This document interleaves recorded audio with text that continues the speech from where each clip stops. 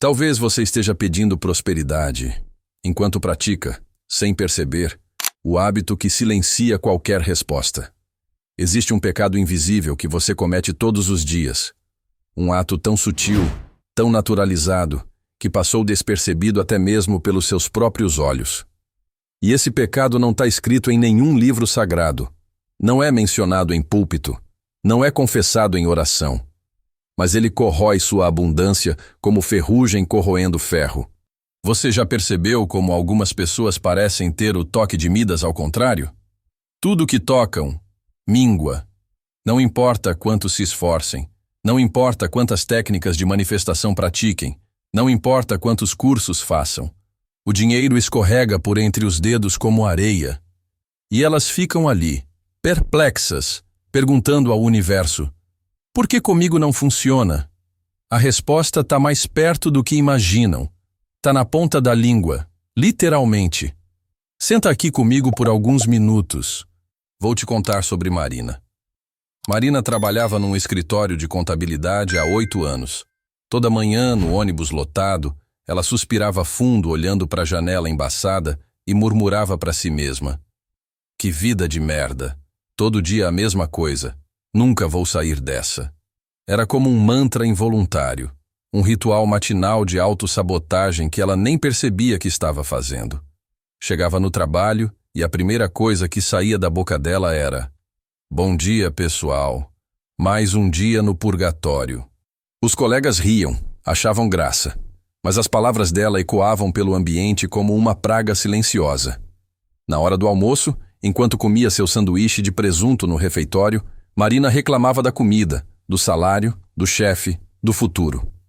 Tá tudo uma bosta mesmo, ela dizia. A gente só trabalha para pagar conta e morrer. 6 meses depois, Marina foi demitida. Corte de gastos, disseram. Ela ficou 4 meses desempregada. Quando finalmente conseguiu outro emprego, o salário era menor. É isso aí, ela comentou com a irmã. Minha vida é uma merda mesmo, já era de se esperar. E assim, Marina criou um ciclo perfeito de autodestruição, sem perceber que cada palavra que saía de sua boca era uma semente plantada no jardim da própria realidade. Você conhece alguma Marina? Ou pior, você é uma Marina? O pecado invisível que estou falando é o mais democrático de todos os pecados. Rico comete, pobre comete, jovem comete, velho comete. É transversal, é universal e é devastador. Esse pecado se chama blasfêmia contra a própria vida. Não estou falando de xingar Deus.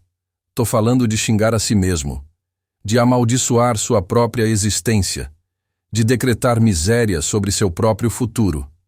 Todas as vezes que você abre a boca para reclamar, para se diminuir, para profetizar fracasso sobre sua própria história. Ah, mas é só um desabafo. Você pode estar pensando. Todo mundo reclama. É normal. Normal? Talvez. Mas letal. Escuta bem o que vou te falar. Suas palavras não são apenas sons que saem da sua garganta e se dissipam no ar.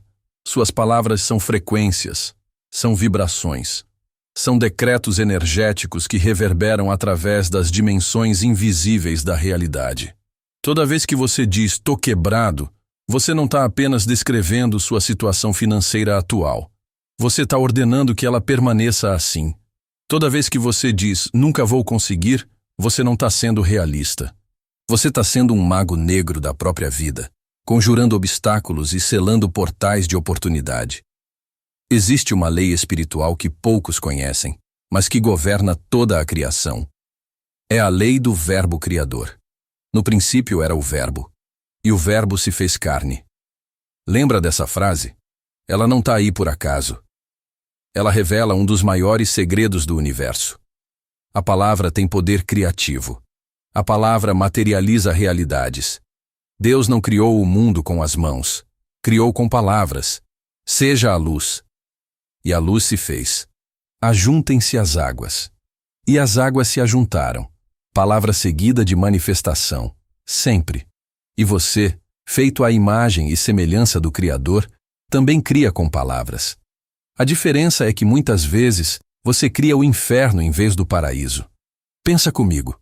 Quantas vezes hoje você já disse algo negativo sobre sua vida? Quantas vezes você decretou escassez sobre seu futuro? Quantas vezes você profetizou fracasso sobre seus sonhos? Se você parar para contar, vai ficar assustado. Porque esse pecado é compulsivo, é viciante, é como um tique nervoso da alma. Você acorda de manhã e a primeira coisa que fala é: porra, que sono! Olha no espelho e dispara: tô uma merda hoje. Checa a conta do banco e murmura: tô fudido. Liga a TV, vê as notícias e proclama: esse país não tem jeito. Antes mesmo de tomar o café da manhã, você já lançou pelo menos 4 maldições sobre sua própria existência. E nem percebeu. O mais assustador é que essas palavras não ficam soltas no ar. Elas grudam em você como cola. Elas criam uma atmosfera energética ao seu redor. Uma espécie de campo magnético de negatividade que atrai mais do mesmo. Você vira um ímã de problemas. E aí fica se perguntando por que as coisas nunca dão certo. Já percebeu como algumas pessoas têm uma sorte inexplicável? Como se a vida conspirasse a favor delas. Como se oportunidades brotassem do nada ao redor delas. Não é sorte, é verbo, é decreto. É o poder da palavra trabalhando a favor, não contra. Essas pessoas aprenderam, consciente ou inconscientemente, a falar vida sobre a própria vida, a decretar abundância sobre a própria realidade, a profetizar vitória sobre o próprio futuro. Quando acordam de manhã, a primeira coisa que fazem é agradecer. Obrigado por mais um dia. Quando olham no espelho, sorriem. Vou arrasar hoje. Quando checam a situação financeira, respiram fundo e declaram: tudo vai se resolver. Coisas boas estão vindo. Parece besteira? Parece pensamento positivo barato? Então me explica por que elas vivem numa realidade completamente diferente da sua. A verdade é que você foi condicionado desde criança a usar sua língua contra si mesmo. Seus pais reclamavam da vida na sua frente. Seus professores falavam sobre como o mundo era difícil. Seus amigos competiam para ver quem tinha mais problemas para contar. E você cresceu achando que reclamar era normal, que se vitimizar era esperado, que decretar desgraça sobre a própria vida era apenas ser realista. Mas realismo não é pessimismo. Realismo é enxergar a situação como ela é, mas também enxergar o potencial do que ela pode se tornar. E usar sua voz como ponte entre esses dois pontos. Lembra da história do Mar Morto? É um mar que só recebe água, mas nunca doa. Por isso é morto. Não tem vida nenhuma ali dentro. Já o mar da Galileia recebe e doa. Por isso fervilha de vida. Sua boca pode ser um mar morto ou um mar da Galileia. Pode ser um buraco negro que suga toda a energia boa ao seu redor. Ou pode ser uma fonte cristalina que nutre tudo que toca. A escolha é sua. A cada palavra que você pronuncia. Conhece alguém que vive isso? Me conta aqui nos comentários. Agora vou te contar sobre Roberto. Roberto era vendedor numa loja de celulares. Todo dia, quando chegava no trabalho, cumprimentava os colegas dizendo: "E aí, galera? Mais um dia para fazer a diferença." Quando um cliente entrava na loja, ele pensava: "Chegou minha oportunidade de ajudar alguém hoje." Mesmo quando as vendas estavam fracas, Roberto falava: "Tudo tem seu timing. As coisas boas estão se organizando." Quando alguém reclamava da economia, ele respondia: "Sempre tem uma forma de prosperar. É só encontrar." Sabe o que aconteceu com Roberto em 6 meses? Ele virou gerente. Em 1 ano, abriu a própria loja. Em 2 anos, tinha uma pequena rede. Coincidência? Não. Consequência. Roberto entendeu algo que Marina levou anos para descobrir. Que a língua é o leme da vida. Que as palavras são sementes. E que você colhe exatamente aquilo que planta com sua boca. A diferença entre eles não era talento, educação ou oportunidade. Era simplesmente o que saía de suas bocas todos os dias. Agora você pode estar pensando: mas Roberto tinha razão para ser positivo. As coisas davam certo para ele. Errado. As coisas davam certo para ele porque ele falava de forma diferente. A palavra veio primeiro. A realidade veio depois. Isso não é lei da atração. Isso é lei da criação. Quer um exemplo mais radical? Te conto sobre Sara. Sara tinha câncer, estágio avançado. Os médicos deram 6 meses de vida para ela. Qualquer pessoa normal estaria deprimida, amaldiçoando a vida, perguntando por que eu. Mas Sara fez diferente. Todo dia, olhando no espelho, ela dizia: eu sou mais forte que essa doença. Meu corpo sabe se curar. Eu vou viver para contar essa história. Quando os amigos vinham visitar no hospital, ela falava: vocês vão ver, daqui uns meses vou estar dançando na festa de vocês. Quando sentia dor, respirava fundo e declarava: essa dor tá passando, meu corpo tá se regenerando. Sara morreu? Não. Sara se curou. Completamente. Os médicos chamaram de milagre. Ela chamou de consequência. Não tô dizendo que palavra cura câncer. Tô dizendo que palavra cria realidades. E a realidade que Sara criou foi de cura, não de morte. Isso não é magia. Isso é ciência. Neurociência. Cada palavra que você fala cria conexões neurais no seu cérebro. Se você fala constantemente sobre fracasso, seu cérebro cria uma autopista neural do fracasso. Todas as informações que chegam até você passam por essa autopista. Você só enxerga problemas, obstáculos e impossibilidades. Mas se você fala constantemente sobre prosperidade, seu cérebro cria uma autopista neural da prosperidade.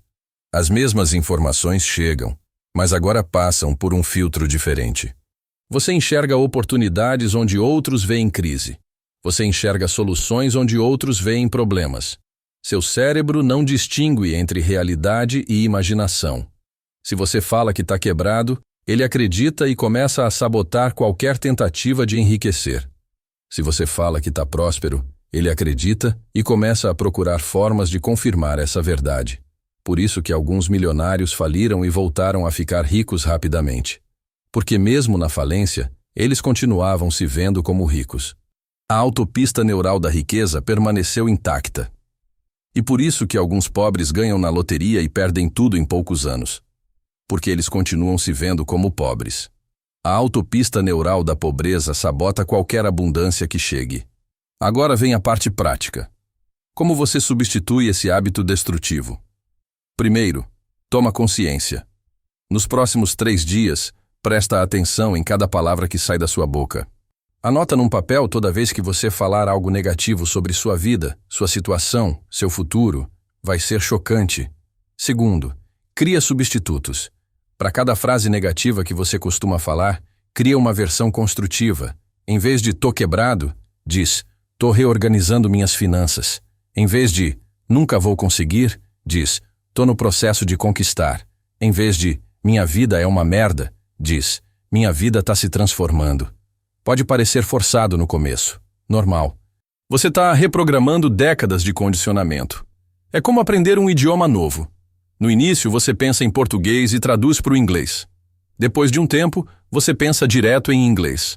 Com as palavras é igual. Terceiro, cria rituais. Todo dia, quando acordar, antes mesmo de sair da cama, fala 5 coisas boas sobre sua vida. Mesmo que sejam pequenas. Tô respirando. Tenho onde dormir, tenho comida, tenho pessoas que me amam, tenho potencial infinito. À noite, antes de dormir, declara 5 coisas boas sobre o dia seguinte. Amanhã vou ter oportunidades incríveis. Vou encontrar pessoas que vão somar na minha vida. Vou aprender algo novo. Vou prosperar de alguma forma. Vou ser grato por existir. Quarto, corta as fontes de contaminação.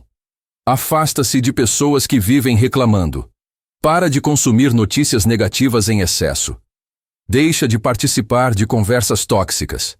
Cria um ambiente verbal saudável ao seu redor.